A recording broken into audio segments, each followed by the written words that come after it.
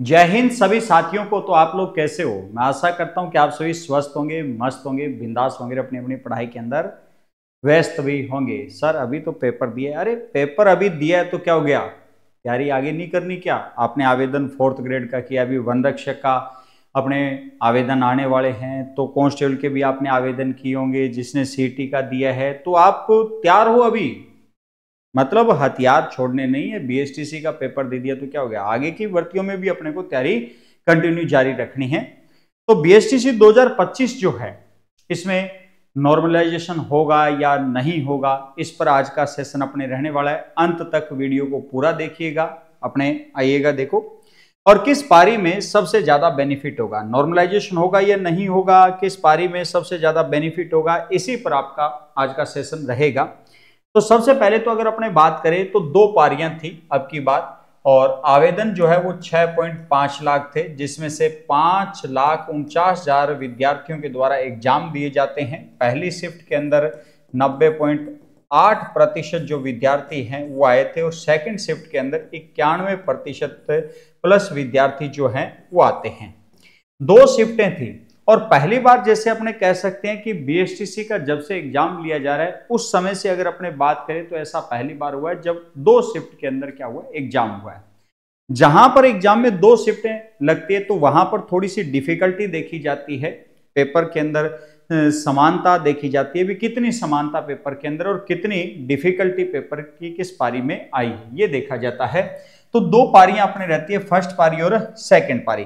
तो पहले तो अपने इन दोनों पारियों के ऊपर थोड़ा सा विश्लेषण करते हैं। और विश्लेषण अपना क्या रहता है कि ये टीचर एप्टीट्यूड, जीके का पेपर, हिंदी, इंग्लिश और रीजनिंग, इनके अंदर अगर अपने बात करें तो फर्स्ट पारी के अंदर जो क्वेश्चन है और सेकंड पारी के अंदर जो क्वेश्चन है, इनमें अगर अपने मिलान किया जाए, भी मतलब सिमिलर जो डिफिकल्टियां कितनी रहती है, तो सिमिलर डिफिकल्टियों की अगर अपने बात करें तो फर्स्ट पारी के अंदर टीचर एप्टीट्यूड के अंदर 4 से 5 क्वेश्चन जो 12th बेस का जो स्तर है, उस स्तर के अकॉर्डिंग जिस प्रकार की तैयारी विद्यार्थियों के द्वारा, जिस प्रकार का पेपर विद्यार्थियों के लिए आना था, वहां पर 4 से 5 क्वेश्चन जो है वो डिफिकल्ट श्रेणी में थे। वहीं सेकंड पारी में 7 से 8 क्वेश्चन जो है वो डिफिकल्ट थे।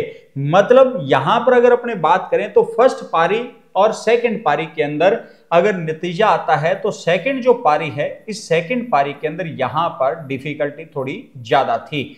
मतलब यहां पर सेकंड पारी के अंदर कम से कम अगर बात की जाए तो 3 क्वेश्चन जो है वो ज्यादा डिफिकल्ट चल रहे हैं, 3 क्वेश्चन प्लस डिफिकल्ट चल रहे हैं इस पारी में, सेकंड पारी में। जीके के अंदर अगर अपने बात करें तो 6 से 7 क्वेश्चन जो है, एवरेज जो है 6 से 7 क्वेश्चन जो विद्यार्थी है, क्योंकि ये जो आंकड़े हैं वो आप ही के हैं, जो विद्यार्थियों से एनालिसिस किया जाता है, विद्यार्थियों से पूछा जाता है। तो मतलब कई जगह से ये आंकड़े इकट्ठे, जैसे मान लो टेलीग्राम में अपने एक पोल डाल दिया जिसमें विद्यार्थियों से पूछा भी फर्स्ट पारी में कितने क्वेश्चन डिफिकल्ट थे, तो विद्यार्थियों के द्वारा उस पोल के अंदर बताया गया कि 6 से 7 क्वेश्चन थे। सेकंड पारी में पूछा तो विद्यार्थियों ने 12 से 13 क्वेश्चन बताए। मतलब अगर अपने बात करें तो फर्स्ट पारी के अंदर 6 से 7 क्वेश्चन डिफिकल्ट थे, लेकिन सेकंड पारी में डिफिकल्ट का थोड़ा स्तर बढ़ गया। यहां पर अगर बात करें तो सेकंड पारी के अंदर फिर यहां पर लगभग अगर बात की जाए तो 6 क्वेश्चन थोड़े से ज्यादा डिफिकल्ट थे किस पारी के बजाय, फर्स्ट पारी की बजाय। मतलब सेकंड पारी जो है, इस सेकंड पारी में अभी तक अगर बात की जाए 2 अपने पेपर जो सॉल्व किए हैं, टीचर एप्टीट्यूड और जीके का पेपर, इसमें 9 क्वेश्चन जो है वो सेकंड पारी डिफिकल्ट के अंदर प्लस चल रही है। हिंदी के अगर पेपर की बात की जाए तो हिंदी के पेपर में 4 से 5 क्वेश्चन जो है वो डिफिकल्ट हैं, और फर्स्ट पारी में, सेकंड पारी के अंदर 6 से 7 क्वेश्चन बच्चों ने क्या बताए, डिफिकल्ट बताए। यहां पर अगर अपने बात की जाए तो लगभग सेकंड पारी के अंदर 2 क्वेश्चन जो है वो फिर डिफिकल्ट चल रहे हैं। एवरेज पोस्ट के अंदर 2 क्वेश्चन यहां पर ज्यादा चल रहे हैं अगर सिमिलर के अंदर बात की जाए। क्यों? क्योंकि यहां पर अगर 4 क्वेश्चन डिफिकल्ट है तो यहां पर 4 बचे कितने, 2 क्वेश्चन ज्यादा यहां पर डिफिकल्ट आए। यहां पर बात की जाए इंग्लिश में तो इंग्लिश में 5 से 6 क्वेश्चन फर्स्ट पारी में डिफिकल्ट है। यहां पर फर्स्ट पारी का जो रेशो है, फर्स्ट पारी के अंदर यहां पर थोड़ी सी डिफिकल्टी बड़ी है, और फर्स्ट पारी के अंदर कितने, 5 से 6। सेकंड पारी में अगर बात की जाए तो 3 से 4 क्वेश्चन यहां पर डिफिकल्ट हैं। सेकंड में थोड़ा सा इंग्लिश का पेपर इजी था फर्स्ट के मुकाबले। यहां पर अगर बात की जाए तो फर्स्ट पारी के अंदर, फर्स्ट पारी में पहली बार फर्स्ट पारी जो है वो लीड कर रही है, पहली बार फर्स्ट पारी अपना खाता खोल रही है, जिसमें 2 क्वेश्चन उसके जो हैं वो थोड़े से क्या चल रहे हैं, डिफिकल्ट चल रहे हैं। 2 क्वेश्चन किसके मुकाबले, अपने सेकंड पारी के मुकाबले। तो सेकंड पारी के मुकाबले अगर बात करें तो फर्स्ट पारी में यहां पर 2 क्वेश्चन डिफिकल्ट आए। अब बात की जाए अपने रीजनिंग की, बात की जाए तो रीजनिंग में 2 से 3 क्वेश्चन अपने फर्स्ट पारी में डिफिकल्ट थे, लेकिन सेकंड में डिफिकल्टी का जो स्तर था वो थोड़ा ज्यादा था फर्स्ट पारी की अपेक्षा। लगभग अगर अपने बात करें तो 4 क्वेश्चन डिफिकल्टी ज्यादा थी अपने एवरेज के अंदर बात करें। अब यहां पर एक इंग्लिश को छोड़ दिया जाए तो डिफिकल्टी के मामले में सेकंड पारी जो है वो थोड़ा सा हार्ड माना जा रहा है पेपर। ठीक है, विद्यार्थियों ने खुद बताया भी ये इस प्रकार से जो पार्ट्स है वो थोड़े से टफ थे, इतने क्वेश्चन ज्यादा टफ आए हैं फर्स्ट पारी के मुकाबले। अगर अपने बात करें तो 3 और 6 9 2 11 और 15, तो लगभग 15 क्वेश्चन के आसपास यहां पर क्या आ रही है, डिफिकल्टी आ रही है।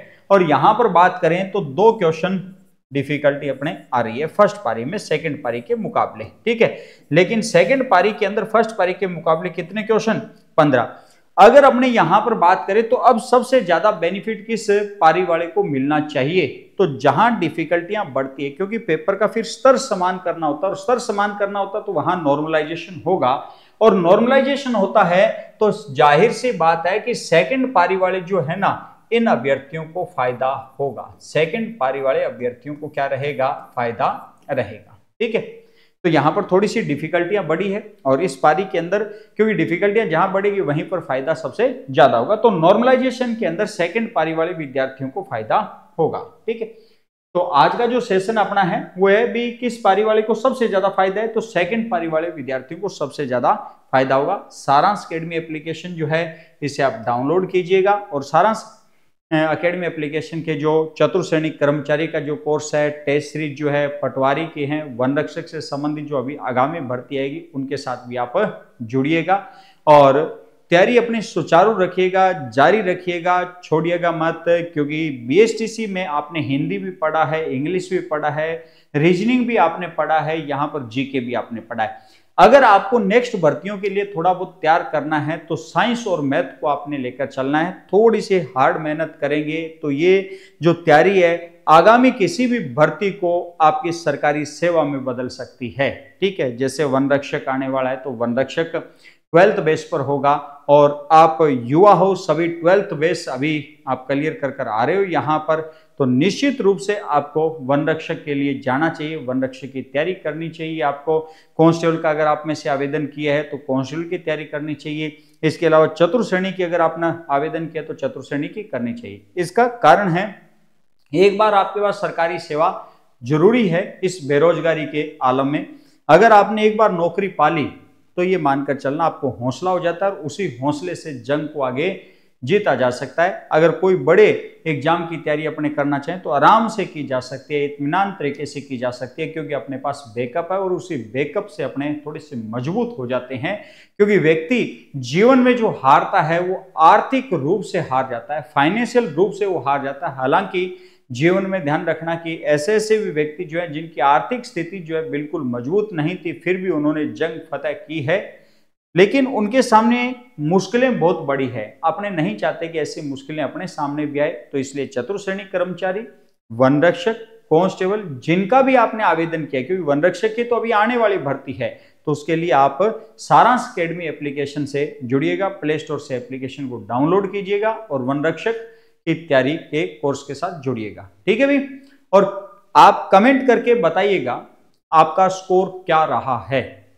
आप मेन कमेंट बॉक्स में कमेंट करके बताइएगा कि आपका स्कोर क्या रहा है, कितने क्वेश्चन आपके बन रहे हैं जो अभी आपने पेपर का मिलान किया है, जहां जहां से भी आपको सोर्स मिले वहां से आपने मिलान किया, तो आप जरूर बताइएगा कमेंट करके। ठीक है भाई, ओके, धन्यवाद, जय हिंद, जय भारत।